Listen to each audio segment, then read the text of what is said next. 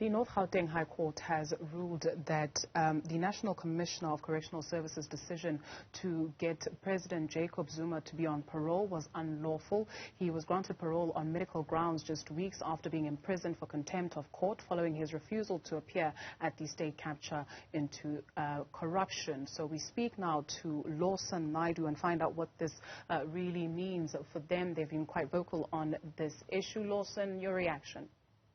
Good afternoon, Dudu, and thank you very much. This is an important judgment because it affirms the rule of law in South Africa, that actions taken by public officials such as the former National Commissioner of Correctional Services, Arthur Fraser, can be challenged in the courts, and the courts will apply the law without fear or favor.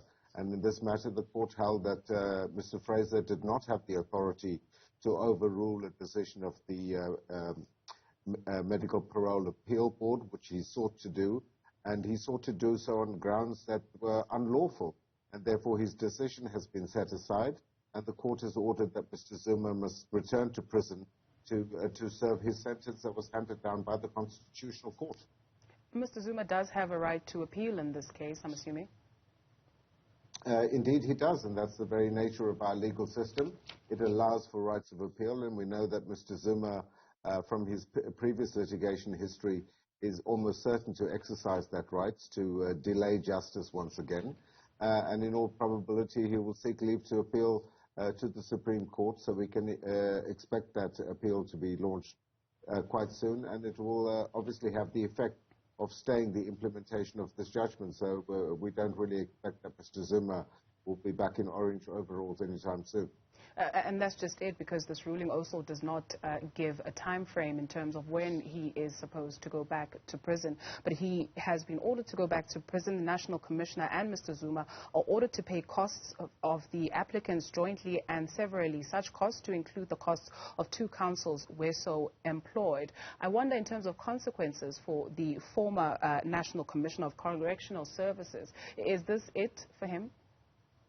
Well, you know, he's no longer in office, but no doubt we can expect an appeal both from Mr. Zuma as well as from Mr. Fraser. It will in all probability be a futile exercise, because I think today's judgment by Judge Majotani is quite a damning one. It sets out the law quite clearly and says that Mr.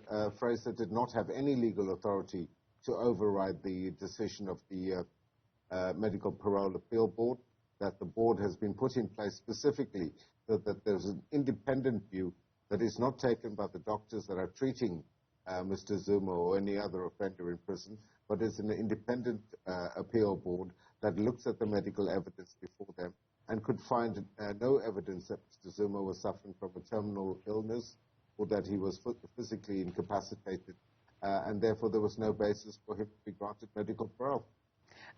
Please help us, or help me rather, by no stretch of the imagination a legal eagle or anything like that. But in terms of the judgment on the issue of mootness, right, the former president contended that this matter is moot because he is now eligible for ordinary parole. And what has the court said to this, and meaning what, essentially? Well, the court has dismissed 3 of the preliminary grounds, if you like. Firstly, Mr. Zuma argued that the matter was not urgent.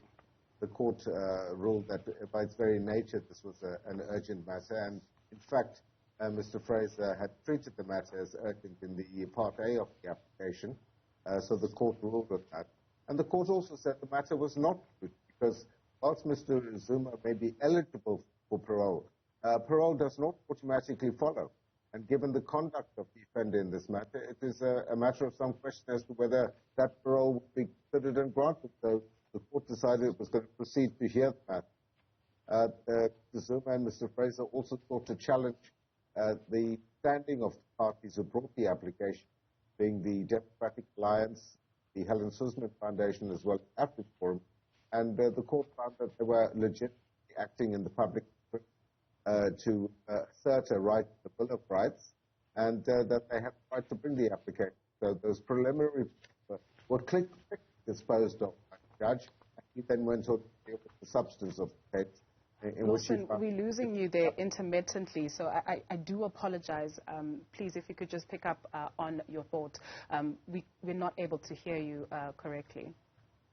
Okay, I was saying that the 3 preliminary grounds were dismissed by the judge, being the lack of urgency, the mootness of the matter, as well as the standing of the parties to bring the case. The court ruled that parties, being the Democratic Alliance, the Helen Suzman Foundation, as well as AfriForum, were acting in the public interest and therefore had a legitimate right to bring this case.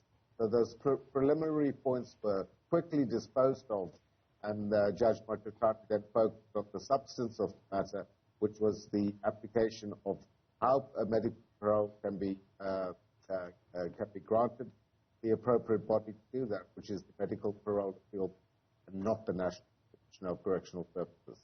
Right, so Arthur Fraser, when releasing the former president on medical grounds, he also added in his affidavit that he feared that a failure to do so could have ignited events similar to those of July 2021. Do you think that this latest information could have any repercussions?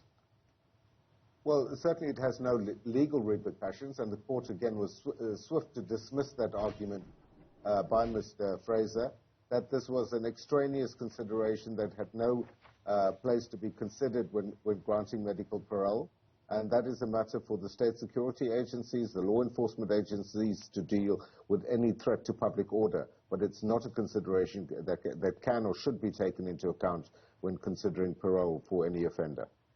Thank you very much for your time this afternoon. Lawson Naidoo from the Advancement of the South African Constitution.